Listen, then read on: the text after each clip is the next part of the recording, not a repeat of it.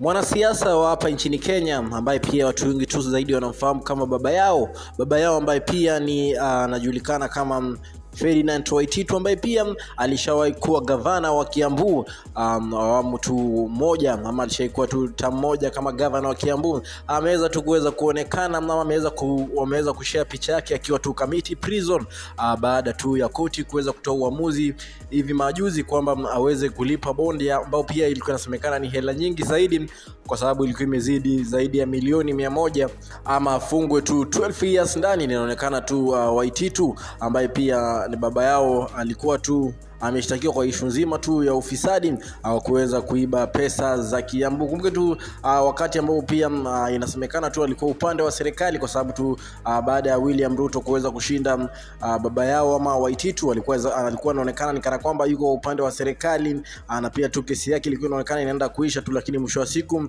baada tu ya impeachment ya Gachagua hivi majuzi aliweza kujiunga na timu ya Gachagua ambao pia sasa hivi tu imeweza kubandikwa wa Munyoro.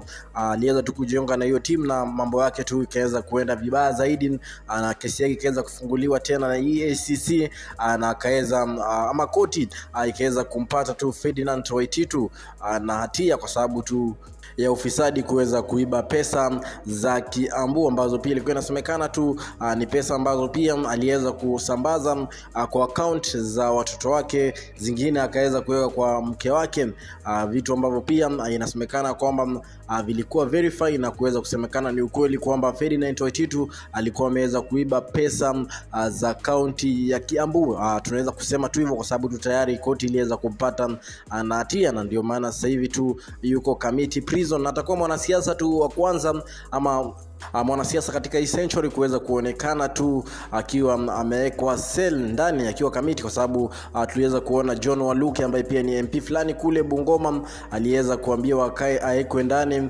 ama alipe bond ya 1 billion, lakini tuliweza kuona tu alikaa kwa sababu yuko upande wa serikali hakuweza kamatwa kabisa, na bado hajalipa kuweza kulipa hiyo bond, na amepata tu nafasi pia kuweza kuappeal akiwa tu nje. Lakini inaonekana Waititu issue yake imekuwa tofauti kabisa, kwa sababu yuko upande wa serikali. Inaonekana sasa hivi tu yeye yuko ndani tayari yuko Kamiti. Kama ingekuwa tu haki imeweza kufanyika, basi hata John Waluke ambaye pia aliwahi kuweza kushtakiwa kwa ufisadi angeweza kukua ndani. Lakini issue ambayo pia wengi tu wanafollow pale katika social media baada tu ya video ya Ferdinand Waititu kuweza kuenda viral. Kumbuka katika Udako 254 atuelewe kupatia story ambazo za trend mitandaoni, na make sure umesubscribe kwenye YouTube.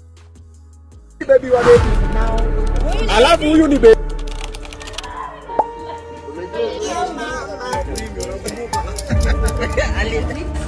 What's it called? Blue band? Mafia muscular. You know what?